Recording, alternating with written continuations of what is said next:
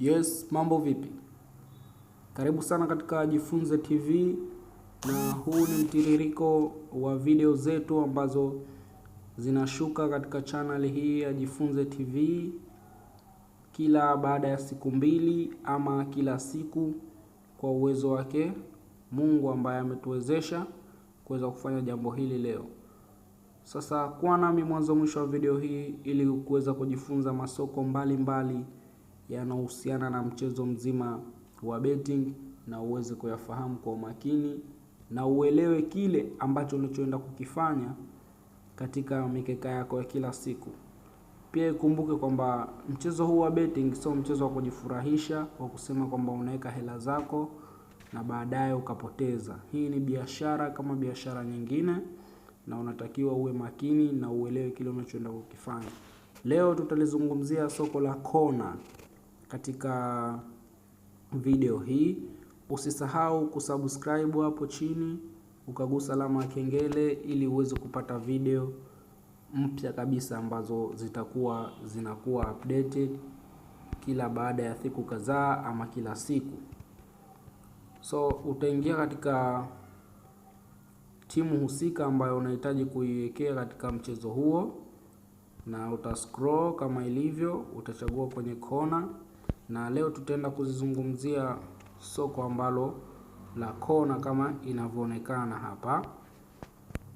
hapa ya soko la kona kama inavyoonekana hapa. Yes, hapa tumepata bahati kwamba timu hii imeanzia na kona kwenye 8, ila sio mbaya, tutashuka nayo kwa sababu ni mtiririko ambao upo simple kabisa. Pia tutaelewa ambacho tunakifanya hapa kama inavyoonekana hapa katika dashboard yetu kwamba tuko kwenye eneo hili la kona, na eneo hili la mwanzo ambalo hili linajumuisha kona za timu zote mbili, Chelsea na Everton, kwamba Everton hata akiwa ameshinda kona 5 na yuko akiwa ameshinda kona 3, basi zile kona zitajumlishwa kwa sababu ni sehemu ya pamoja, kama ilivyokuwa kwenye over na under zile za magoli, na hii iko hivyo hivyo kwa upande huu hapa wa mwanzo. Sasa bila kupoteza muda, acha tuende tukaangalie jinsi gani ambavyo tunaweza tukazichagua hizi, na ili tuwe na kona ngapi tuweze kushinda huu mchezo.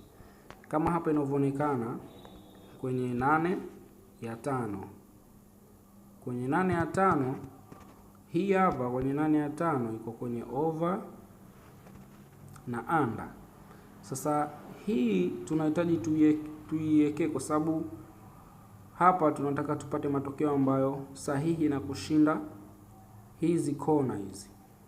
Kwa maana hiyo, kama ni kwenye kona ya 8 ya 5, tukisema tuweke kwenye over, maana yake hapa kona zetu jumla zinatakiwa ziwe kona 9 katika huu mchezo.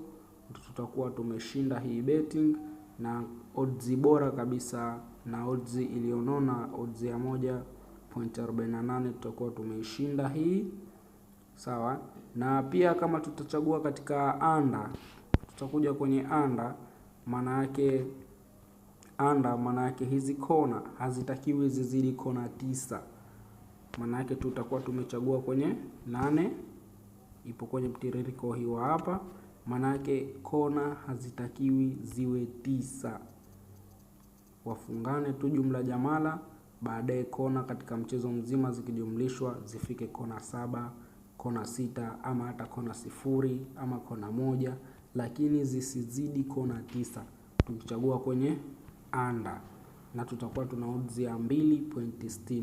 Na tukija kwenye vile kwenye over, maana yake kona zinatakiwa ziwe kona 9 kwa sababu iko kwenye 8, maana yake inatakiwa izidi kona na kuendelea, hata wafungane kona 100, lakini itakuwa imepita kwenye kiwango cha 8, basi tutakuwa kama tumechagua letu ni over, tutakuwa tumefanikiwa.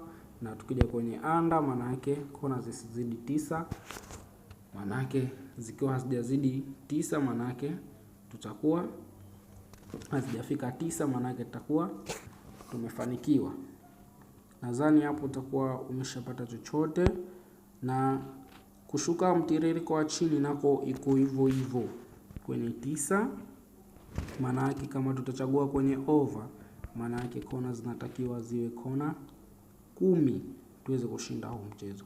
Na tukija kusema tuchague kwenye under, maana yake hizi kona zinatakiwa zisizidi kona 10, mwisho zifike kona 9. Ikiingia kona ya 10 na chaguo letu likiwa under, maana yake tutakuwa tumepoteza huo mchezo.